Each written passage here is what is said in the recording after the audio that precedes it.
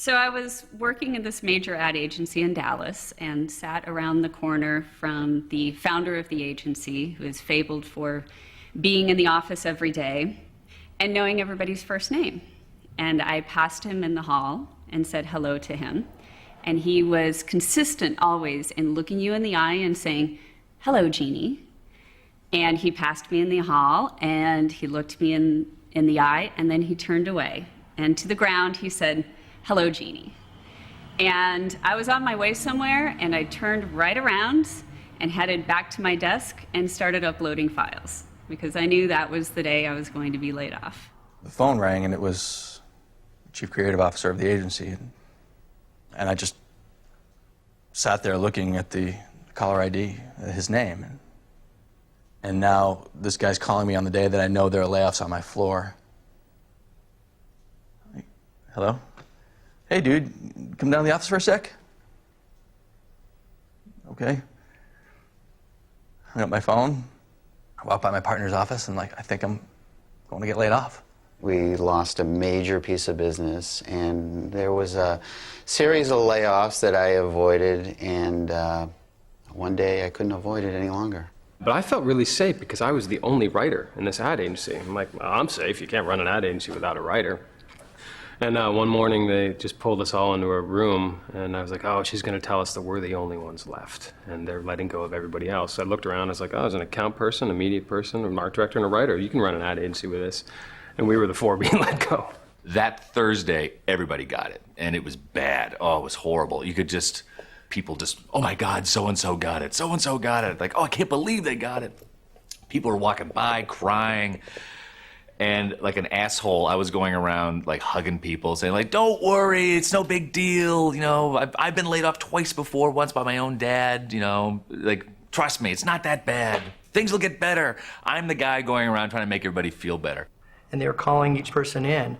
But it's this glass-lined conference room, so anyone who walks down the end of the hall going up the stairs, they can see into that. So they know who's ever going into that room, who's ever sitting in that room right now, is getting laid off. Friday, the next day rolls around, and they're having a big meeting where they're going to announce that, hey, basically everybody that's in the office today is fine. On our way to the meeting, we get a call from our creative director, and they say, like, "Hey, would you know, I'd love to talk to you." So we're walking over there, and my partner's like, "Why are we gonna have that meeting?" I'm like, "Dude, don't you understand? We're getting promotions." I got to work in the morning at 10 o'clock. And I got this little, beep on my phone. And the HR person came in with her hatchet and closed my door, and that was it.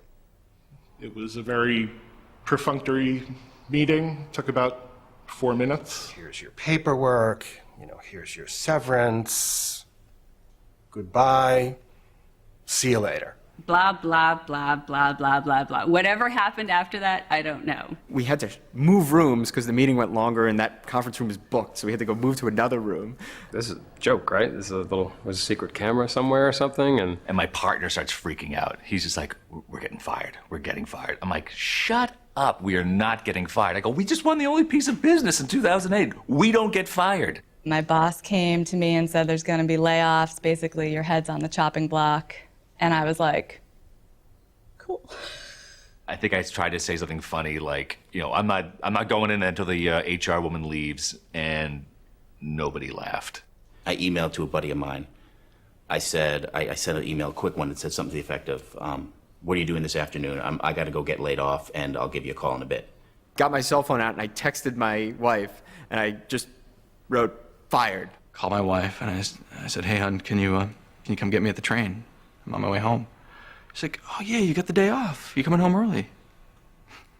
And that's when I thought, oh no, it's true. Yep, we're letting you go. And I was just like, okay. I was so pissed because I didn't see it coming. I was just so mad. I was like, what?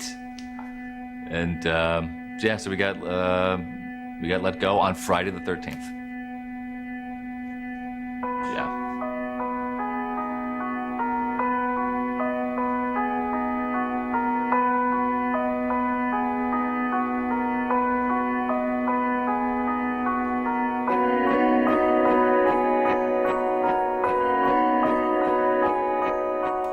I got laid off, and I'm finally doing something that I think matters.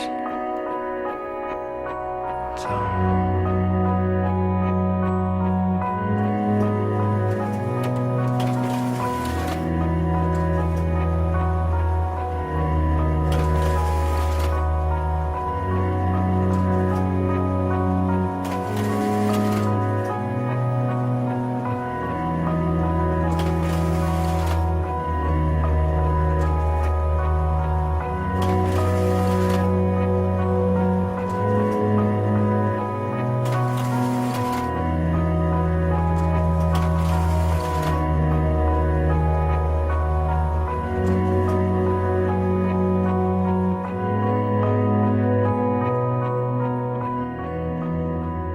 My daughter, who's 7 years old, name's Malin. When she was a year old, doctors are trying to figure out what's the deal. You know, I need to feed her more, she has to eat more, something's going on. It took about another 6 or 7 months to figure out what the problem was. And that's when we found out she had cystic fibrosis. That was the day sort of everything changes. The way you look at life. You know, you think you have everything figured out. You can plan it out. You can kind of see, like, this is where my life is going. My life was not going in that direction anymore. It's time to rethink where we're going with our lives. Where is this family going? What are we going to do?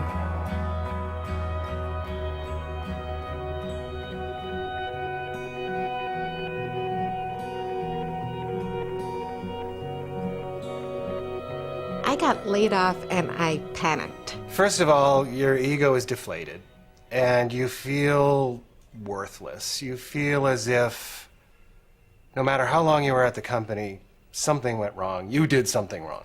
There was just this moment of shock. I mean, it was really like someone had punched me in the chest. I felt like I had failed.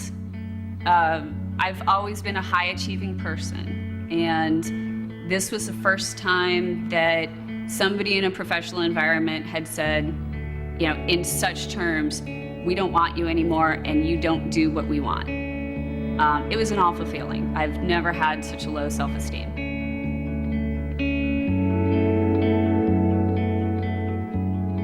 But as with all things in life, there's always an upside. The day that I walked out, I walked into my own company. I've got like a clean slate, a clean canvas right now. What can I start? Wake up at 4 in the morning, before the alarm clocks, before the birds, before the sun gets up. I'm just like, holy shit, how am I gonna do this today? This will be an opportunity. This is not, okay, I do have to worry about money, but this will be good. This will be a nice, this is a kick that's gonna make me go try something new. I carried a little journal with me and wrote down everything that came to mind. Professional basketball player, bulldozer driver, hot dog vendor went on the list.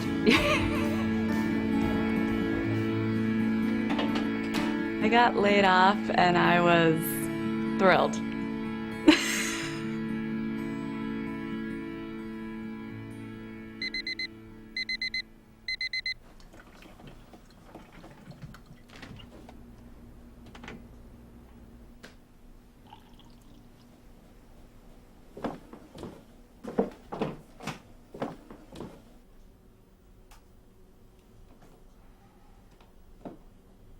I was inspired to start Please Feed the Animals when I lost my job. It wasn't the first time I'd been laid off, so I thought I had some, veterans experience on how to navigate unemployment. It started there as a blog, just as a event space. As it evolved, it's become sort of a full-service community job board, resource, event space, all of that stuff that I mentioned, but much more geared toward helping people get back on their feet. So it's less of an emotional community, and now it's actually a practical one. Looking at the economy and how bad it was, and knowing that the ad spending was falling off at a sharper rate than ever before, for longer than it's ever done that, there's no question that it's dismal, still is. and it has been for a while, and it doesn't look like it's getting better. You know, hundreds of really good, talented people out on the street, people I really admired and like looked up to, and I realized, okay, if that's my competition, then I got to do something to stand out. So I just thought, like, why not put together like a portfolio site that I myself, if it came across my desk, would make me laugh. And seemed like a good idea just to take my clothes off and lay on a bearskin rug and pretend I was Burt Reynolds for about 5 minutes. There is so much talent out there that's not being utilized and not working at agencies. The market is so out of whack, a lot of businesses don't need to go to agencies anymore. There are smarter ways to do it. All of the people that are jobless and talented right now are ready to help. They're eager to do it, and they want to do it because they like to do it. I responded to an ad on Craigslist for a recruiter seeking resumes, and I figured I'm casting a really wide net here. I'll submit my resume, and I'll see what's going on with this new company. Hi, I'm Jonathan Holitsky. I'm here for my 11 o'clock. She goes down a list of people with appointments. I'm not on the list. And about 15 minutes later, the receptionist comes back in and says, oh, Mike will see you now. Mike is not the person I made the appointment with, but at least someone will see me. I was just dreading them telling me that I had to come back later. I sit down, and he was acting a little strange. Have you ever had to spin any bad news? Well, I've been in positions where I've had to share news that was less than positive. So let's say, for example, an article came out recently that said that your product could potentially kill 1 billion people this century. What could you do with that? That's, what, 17% of the world's population? I don't know. It is. Well, as part of the Truth campaign, I've been receiving some residual checks, and I've got one here for a whopping $1.24, which basically is for 2 cable spots, because I think right now I'm down to 67 cents an airing.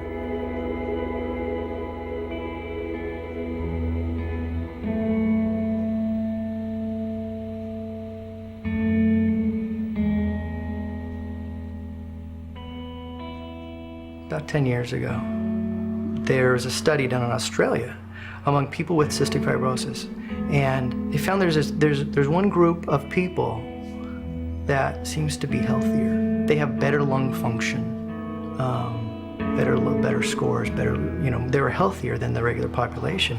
And it turns out these people are surfers. And so they're like, well, what's the connection? Is it being active? And it's like, well, yeah, being active is an important part.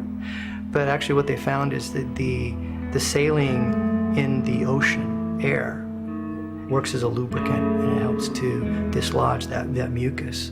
So playing in the ocean, working the ocean, surfing is a great natural therapy. I came across this foundation that started doing free surf camps for kids with cystic fibrosis. World famous surfers in the water, one-on-one lesson with some 10-year-old kid with CF for a morning. It was like, there's a cool story here. What can I, as an advertising guy with very limited talents outside of the advertising world, what can I do to make some sort of difference here, And it was early in the morning, and I can remember the day it hit me. It's like, well, I should make some sort of movie.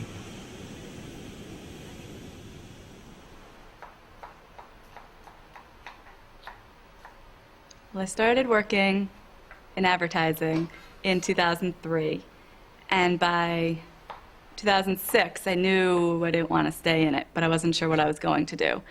So I started looking around, I started exploring different things, and I found yoga.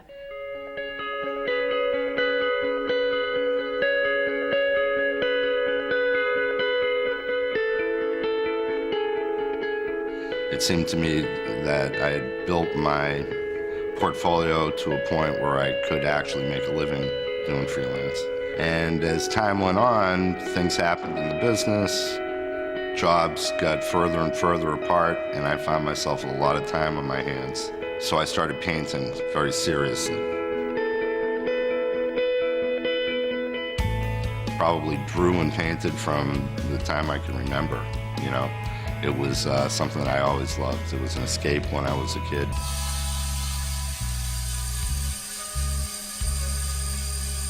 I had in the back of my head this whole coffee thing. And, you know, I'd always been a home roaster, and I thought, well, maybe I can do something with this. Can I make this work? What can I do?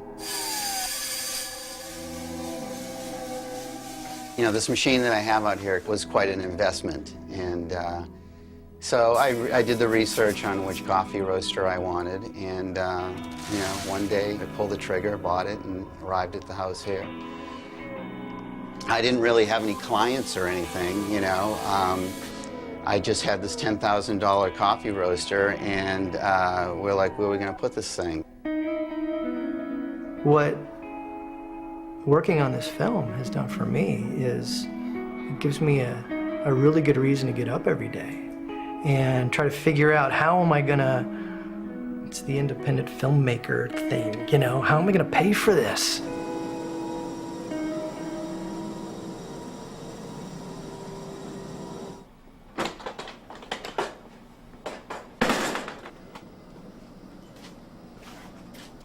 The first painting I sold felt great. It was an amazing feeling that something so personal could be viewed by someone else as something that they wanted to acquire for an art collection. My first show was in the First Street Gallery on 26th Street, and I had been preparing for that show, and I had 17 paintings in the show and sold 16. After I sold my first painting, I thought, you know, gee, I can do this as well as freelance. Busy people who work full-time and don't have, you know, tons of hours to take care of their health. I help them figure out what they need to do to stay happy and healthy. And I teach yoga, so sometimes it's about food and nutrition, and sometimes it's about physical well-being. I work harder than I ever did. I'm up earlier, I'm on the computer, I'm on a client call, and my days are all different. Sometimes I leave, go teach yoga. Sometimes I take a break in the middle of the day and do nothing because I'll be working late at night. It wasn't so much, I need to get a job immediately, and that's really a credit to my wife and how supportive she was. She wasn't like, you better get back out there right away. It was more like, you know, take your time, you need to let this sink in and figure out what you want to do next. I just said to my wife one day, I really want to do this, and she said, go for it. I get this call, you know, right about the time where I'm feeling kind of desperate about, you know, what are we going to do for money? How are we going to pay the mortgage, you know? And I get this call from a former colleague who's now the creative director of an agency out in San Francisco. And he says, we've got about a month's worth of work for you, if you want it. You need to be out here for it, you know, for most of it. And it's, you know, it's good money, and I just was feeling afraid about all this stuff, and I went to my wife, Catherine, and I said, I get this great chance. I'll go freelance in San Francisco, make some money, and, you know, put some money in the bank. She said, you can't take that. What do you mean I can't do that? I mean, I have to do that, don't I? She's like, well, you've been making all these promises. Please Feed the Animals got some press. I've been telling everyone that I'm doing this full time, that the launch of the site is going to happen on this date, that, you know, there's going to be a fully functioning job board, and everyone's going to come to the site and figure out how to, you know, get employed again. I mean, this is the promises that I made to people who, you know, probably now in the thousands of readers who, you know, who are expecting a delivery. And she went over to the computer. She opened up our financial software, and she said, here's how much we have in our 401k, here's how much we have in savings, here's how much open credit we have on our credit cards. You know, let's exhaust the savings first, turn to our 401k second, credit cards third, and if we have to sell the house, that'll be our last resort. It's my wife, you know, my wife who's the typical warrior in the family about money, who, that was the sort of turning point for me in my commitment to Please Feed the Animals, and my commitment to my wife, to be honest with you, who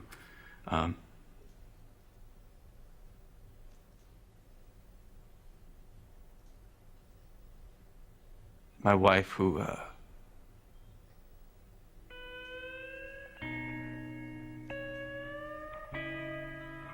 didn't think I was gonna do this.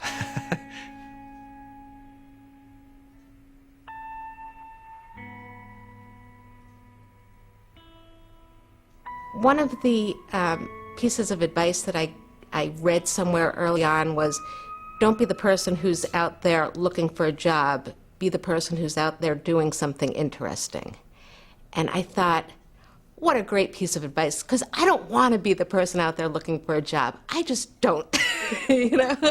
You know, people sit around all day and like waiting for the phone to ring, and you're just a blinking light on someone's voicemail. Sometimes there's things you love to do that you forget about.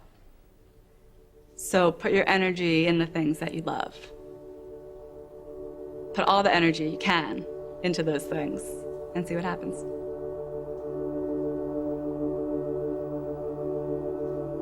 Cupping is how we evaluate coffee, and it's very much like tasting wine. There's over 1,500 characteristics and attributes in coffee. There's 500 in wine. I wanted to really raise the bar on coffee and put a product out there that people were gonna love. Thank you very much. Well, it sounds cliche, and probably people say this all the time, but if you do what you love, the money will follow you. The thing that's the most dangerous is to not do anything. That's the worst possible thing you can do. Make something. Make something. Make yourself into something. It doesn't even matter if it doesn't match with one person, it's gonna match with somebody else. If you do nothing, or if you just, lightweight, I've got this LinkedIn page and that's what I got, you're shooting yourself in the foot. I hadn't really tackled any life adventures in a while. I'd kind of just been working really hard on my career, and it was in a good place. But I hadn't, I'd grown up doing a lot of sports and ski racing and cycling, and I'd kind of gotten out of shape, and I was in my 30s now, and I was like, all right, what am I, have I lost some part of myself? What can I do to kind of, reinvigorate myself? And I was a big cyclist growing up, and I followed bike racing. And this summer happened to be the summer that was possibly going to be Lance Armstrong's 5th breakthrough Tour de France victory. Little did we know at the time he'd go on to a few more, but at the time it was a really big deal in the cycling world. So I made that my big mission. I'm gonna get back in the best shape of my life. I'm gonna take on this big challenge. I'm gonna go over there with a bunch of cycling buddies. We're gonna follow the Tour de France. Ride all the same climbs as them. We're gonna ride 6, 7, 8 hours a day. And have an adventure. And that's how it started out. If you've had an idea, if there's something you always have wanted to do, now is the time to do it. Even if you think you don't have what it takes to do it, just do it. I'm gonna get this website together, and I'm gonna update it each night from the road, and I'm gonna talk about, why am I doing this, and what's so great about cycling, and, chasing, sort of going on a personal pilgrimage. That kind of became the big theme. And some kind of, redemption for a guy in his early 30s who's trying to get back in shape and follow a hero and get re-inspired. And my ultimate goal for Please Feed the Animals is for people to understand the enormous opportunity that's directly in front of them. When you get laid off, it's not a pink slip, it's a blank page.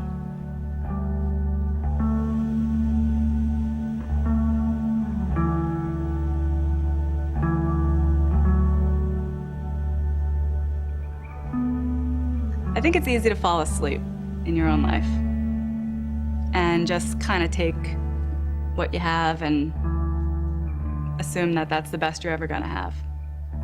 But you can make huge, huge, profound changes. I know for myself, but also with my clients, I see them do this. And it can be the smallest thing, like changing something about your diet.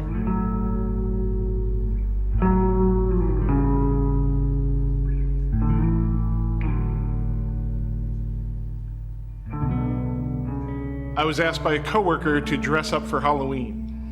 And my coworker was dressing up as the dude from The Big Lebowski and asked me to dress up as Walter Sobchak, the character played by John Goodman. And I agreed, and I threw myself into it, and it was by all accounts an incredible costume. And as soon as I walked into the office, I started feeling strange, and I was aware of myself making my movements more masculine. You know, my posture changed, I was hunched over, I was talking differently, and that was kind of the beginning of things that happened for me. In a sense, my own playing of a man, even as myself, was a performance. And so somehow when I took this costume off, a part of my manhood came off with it. A couple days later, I went back to New York from San Francisco to my father's deathbed. I took a leave of absence. I flew home. I spent a week with my father and the rest of the family helping take care of him. And then he died on November 13th of 2007. Getting laid off took away my last shred of responsibility. You know, I had lost my father, who was that influence.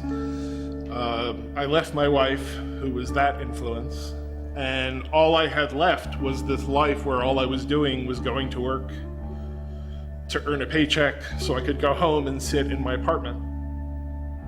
Getting laid off gave me a chance to go back to what I was a long time ago and start over. I got laid off and I changed my gender.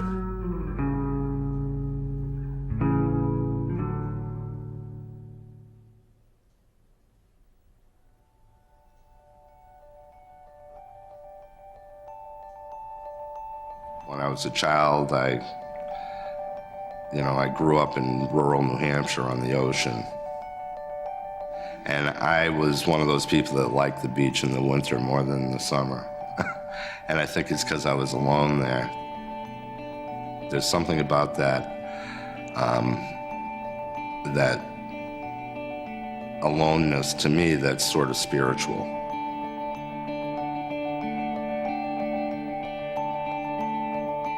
You know, you don't have to quit your job to change your life. You can just incorporate more of what you love into your everyday, and it makes the biggest difference in the world.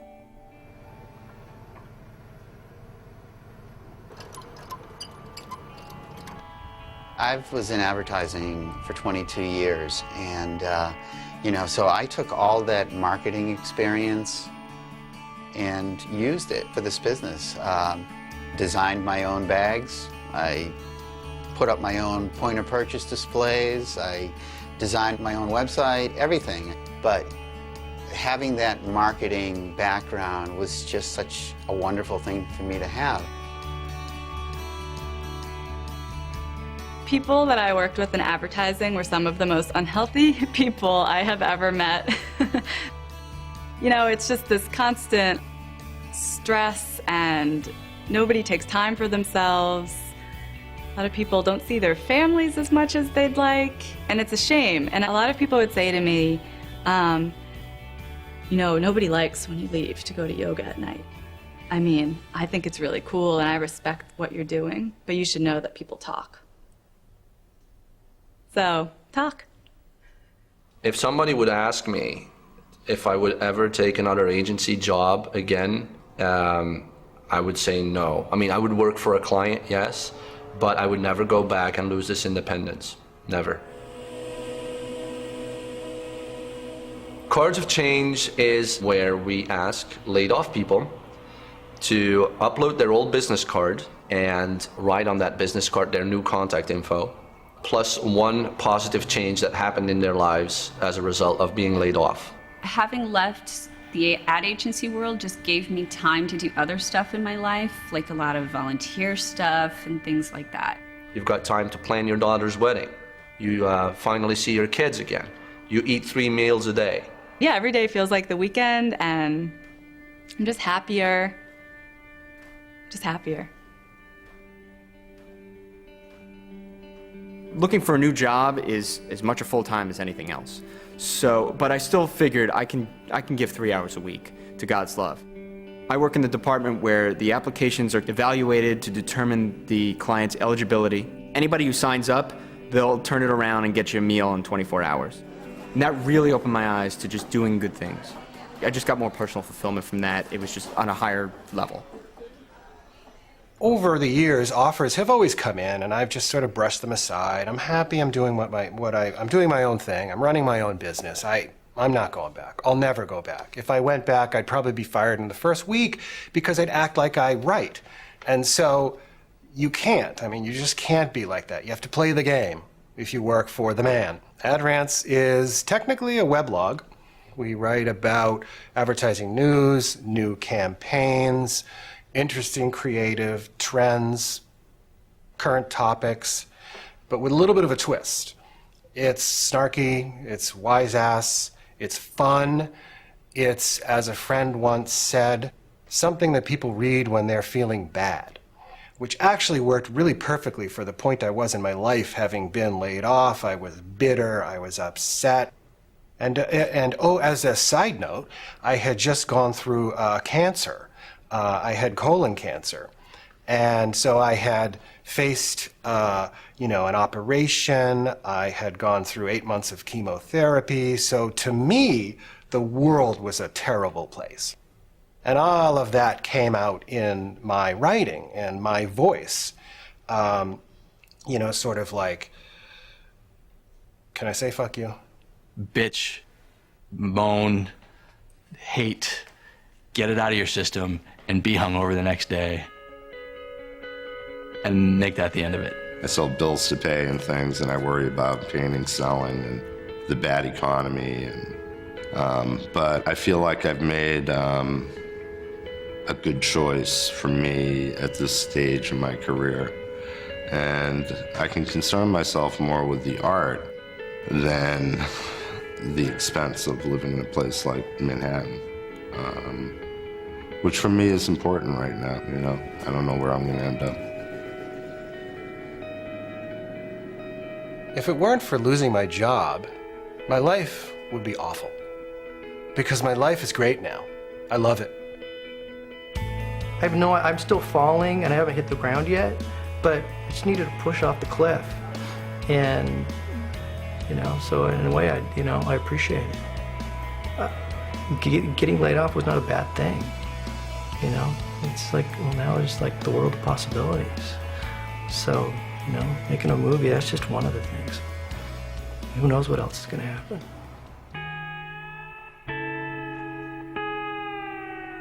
My name is Mark Radcliffe. My name is Bob Weeks. I'm Lisa Hickey. My name's Tom Van Dale. Steve Hall. I'm Lawson Clark. My name's Eric Prue. My name is Hank Leber. Jonathan Halitsky. Jeannie Shad. Todd Galentine. My name is Ronan Doyle. My name is David Cohen. Kevin Kearns. Michelle Fennekas. My name is Curtis Glade, and I got laid off from a big ad agency. It's awesome.